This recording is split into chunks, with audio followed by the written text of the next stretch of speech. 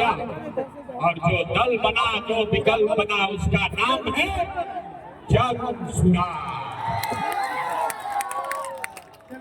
ये किसी एक व्यक्ति का दल नहीं है, ये किसी जाति का दल नहीं है, ये हिंदुओं का दल नहीं है, ये मुसलमानों का दल नहीं है, ये बिहार के उन सारे लोगों का दल है जो बिहार में व्यवस्था का परिवर्तन चाहते हैं, बदलाव चाहते हैं। दूसरे दल में और हम लोग में क्या फर्क है मेरे भाई? यहाँ जितने मुसलमान साथी बैठे हैं, आपको लोग बताते हैं कि भाजपा से डरिए और हमको वोट दीजिए, हम आएंगे तो भाजपा को हराएंगे, भाजपा से आपका रक्षा करेंगे। जन सुराज में और दूसरे दल में बुनियादी फर्क ये है कि जन सुराज में हम लोग कहते हैं कि भाजपा से नहीं डरना है, अल्लाह से डरिए और अपने बच्चों के हक के लिए खड़ा हो जाइए। क्या कहे?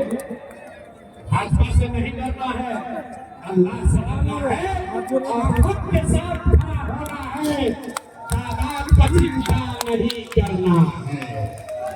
आज का जो मुसलमान है, आपको इतना डरा दिया गया है कि जो बातिल है, जिन्होंने आपके बच्चों को मजदूर बना दिया, जिन्होंने आपको इतना असहाय बना दिया कि आप अपने बच्चों के साथ इंसाफ भी नहीं कर पा रहे हैं, उन बातिलों के साथ भी आप भाजपा के डर से तादाद का हिस्सा बनते हैं। मैं मुसलमानों को कहता हूँ, इस्लाम को मानने वाले मेरे भाई, अगर तादाद की चिंता की होती तो इस्लाम तो शुरू ही नहीं होता। जिस दिन इस्लाम शुरू हुआ, इस्लाम को शुरू करने वाले तो दो ही लोग थे, तादाद तो उनके खिलाफ थी। उसी तरह जन सुराज को कुछ लोगों ने मिलकर शुरू किया है, लेकिन हम लोग हक की बात कर रहे हैं, इसलिए तादाद आप देखिए अपने आप ऊपर वाले की कृपा से बन जा रहा है। आप ऐसी तकरीरों में जानते हैं, आप ऐसी तकरीरों में जाते रहे हैं, जो आता है यही कहता है कि हमको वोट दीजिए, हम आएंगे तो आपका और आपके बच्चों का काम करेंगे। जो आता है वो अपने को सही बताता है, दूसरे को गलत बताता है। हम इस मन से किसी को गलत नहीं कहेंगे। आपको अभी एक रास्ता जो इस्लाम में बताया गया है, उसको एक बार याद कराएंगे, आपको अपने आप पता चलेगा कि गलत कौन है और सही कौन है। आज का भैया सुन लो, ताली नहीं बजाना, सुनिए। वीडियो बना रहे आज के जो हुक्मरान हैं, और चाहे मुखिया है, विधायक है, राज्य की सरकार है, दिल्ली में बैठे हुए मोदी हैं, आज के हुक्मरान जालिम हैं। उन्हें आपके और आपके बच्चों की चिंता नहीं है, आपके पढ़ाई रोजगार की चिंता नहीं है, आपके गली मोहल्लों की चिंता नहीं है। तो अगर आज का हुक्मरान जालिम है तो इस्लाम में पैगंबर साहब ने क्या बताया? वीडियो बनी रही। जिस कौम को अपने रहनुमाओं की समझ नहीं होगी, उसके ऊपर जालिम हुक्मरानों को मुसल्लत कर दिया। अगर आपका हुक्मरान जालिम है तो इसका मतलब है, बात पैगंबर साहब ने कही है तो गलत नहीं हो सकती है। इसका मतलब है कि कहीं न कहीं आपसे अपने रहनुमाओं को चुनने में गलती हुई है, तभी आज आपके ऊपर जालिम हुक्मरानों का शासन मुसल्लत किया गया है। अब आप तय कर लो भाई कि जिसको आपने वोट दिया, जिस लालटेन में आप किरासन तेल बनकर जल रहे हैं, जल आप रहे हैं, जल आपके बच्चों का भविष्य रहा है, और रोशनी लालटेन वालों के घर पर हो रही है, आपके घर के बच्चों के भाग्य में उजाला नहीं आ रहा। इसलिए ये विकल्प बनाया गया है, इसलिए ये विकल्प बनाया गया है, क्योंकि भाजपा से अगर लड़ना है, तो भाजपा से अगर लड़ना है, भाजपा की ताकत को समझिए। भाजपा का ताकत मोदी शाह नहीं है, भाजपा का ताकत वोट नहीं है, भाजपा का ताकत है आरएसएस संघ, जो एक विचारधारा आधारित व्यवस्था है। अगर उससे लड़ना है, उसको हराना है, तो लोहे को लोहा काटता है मेरे भाई। अगर विचारधारा आधारित व्यवस्था से लड़ना है, अगर भाजपा के विचारधारा से लड़ना है, तो एक ही रास्ता है, महात्मा गांधी के विचारधारा को फिर से पुनर्जीवित किया जाए, तभी उनको मुकम्मल शिकस्त किया जाएगा।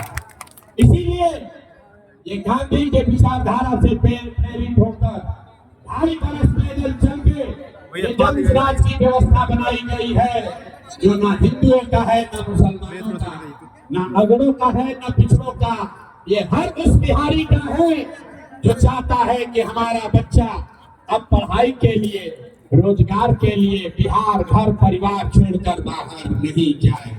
हम 100 वादा नहीं करेंगे आपसे, हम आपसे 100 वादा नहीं करेंगे, लेकिन एक वादा जरूर करते हैं। अगर आपने इस चुनाव में 11 तारीख को स्कूल के बस्ता छाप पर बटन दबा के सरफराज जी को जिताया, बिहार के बदलाव में अपना योगदान दिया, तो आप कुछ हो या न हो, आपके लिए, आपके बच्चों के लिए अभी से लिख के रख लीजिए, आपके शौहर, आपके बच्चे, आपका भाई, आपका भतीजा 10-12 हजार रुपया के रोजी रोजगार के लिए अब जोकीहाट अररिया बिहार छोड़कर बाहर नहीं जाएगा। सबको मंजूर है? हाथ उठाकर बोलिए, सबको मंजूर है? सबको मंजूर है? एक और बात, सीमांचल में आजकल ओवैसी साहब की भी पार्टी आई है। बहुत लोग ओवैसी साहब के भी तकरीर को सुनकर उनके पीछे घूम रहे हैं। ओवैसी हमारे मित्र भी हैं, और हम आपको एक फर्क बताना चाहते हैं। मैंने आपको राजद, महागठबंधन और जनसुराज में फर्क बताया। फर्क ये है, उन्होंने कहा भाजपा से डरो, हमको जिताओ, हमने कहा, जनसुराज ने कहा अल्लाह से डरो और अपने बच्चों के साथ खड़े हो जाओ। ओवैसी साहब और हम में क्या फर्क है? नीम में और जनसुराज में क्या फर्क है? ये फॉर्मूला समझ लीजिए। इस देश में 80% हिंदू रहते हैं, इस देश में 80% हिंदू रहता है, और भाजपा को 40% वोट आया है, 36%। मतलब आधे से ज्यादा हिंदू आज भी भाजपा को वोट नहीं देते हैं। तो ओवैसी साहब ये कह रहे हैं कि सारे मुसलमान इकट्ठा हो जाओ, अपना रहनुमा खुद से बनाओ, किसी पर भरोसा मत करो, एक साथ खड़े हो जाओ। और जनसुराज ये कह रहा है कि सारे मुसलमान इकट्ठा हो जाओ, अपना रहनुमा खुद बनाओ, लेकिन उन हिंदुओं के साथ मिलकर बनाओ जो विचारधारा के आधार पर भाजपा से लड़ने के लिए तैयार बैठे। ये जनसुराज का फॉर्मूला है भाई। आधा हिंदू मतलब 40% और 20% मुसलमान। अगर इन दोनों को साथ में जोड़ दीजिएगा तो हम लोग होंगे 60 और भाजपा होगी 40, और इसी से भाजपा को हराया जा सकता है। ये प्रसाद किशोर का फॉर्मूला नहीं है, आपके हमारे पुरखों का फॉर्मूला है। इस देश की आजादी की लड़ाई किसने लड़ी? इस देश में जो गांधी के मानने वाले लोग थे, जो बाबा साहब अम्बेडकर को मानने वाले थे, जो कम्युनिस्ट विचारधारा के थे, जो समाजवाद को मानने वाले लोग थे, उन्होंने एक साथ मिलकर, मुसलमानों के साथ मिलकर आजादी की लड़ाई लड़ी थी। आज भाजपा के विरोध में कौन है? जो आधे हिंदू भाजपा को वोट नहीं देते, वो कौन हिंदू हैं? आप उसको जाति में देखते हैं, जाति में मत देखिए, उसको विचारधारा के आधार पर देखिए। जो हिंदू गांधी को मानता है वो भाजपा को वोट नहीं देता।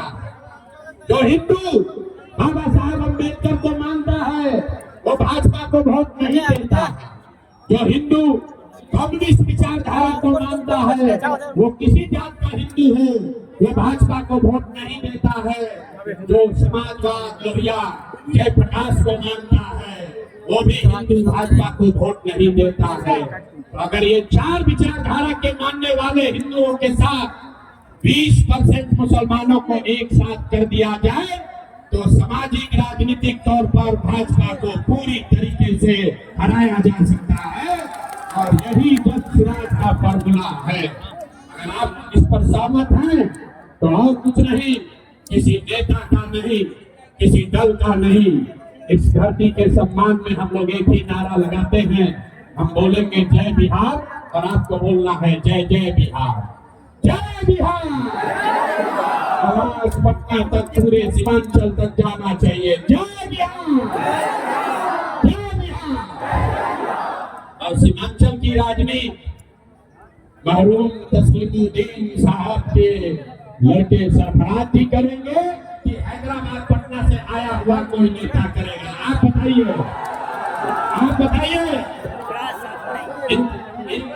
अब इनको आप अपना आशीर्वाद और दुआ दीजिए, वोट जिसको देना है दीजिए, लेकिन जो दुआ है, दुआ आपको देना है सरफराज भाई को।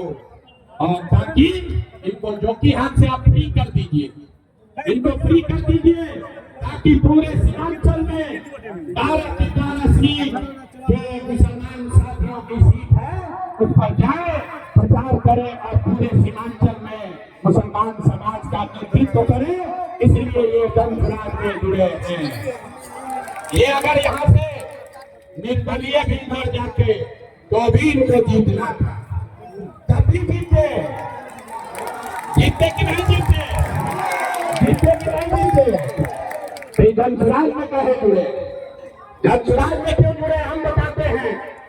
बड़े से बड़ा हकीम भी, बड़ा से बड़ा सर्जन भी अगर ऑपरेशन थिएटर न रहे